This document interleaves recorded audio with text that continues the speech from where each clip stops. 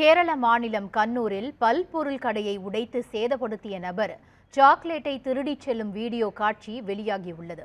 கேரள மாநிலம் கண்ணூரில் பெரிங்காத்தூர் பகுதியில் உள்ள பிரபல பல்பொருள் கடைக்கு போதையில் கோடாரியுடன் வந்த ஜமால் என்பவர் முதலில் கடைக்கு வெளியே நின்று கற்களை வீசினார்.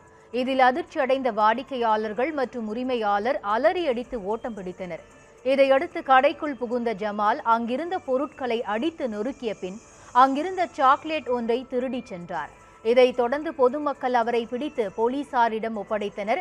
இந்த வீடியோ தற்போது வைரலாகி வருகிறது.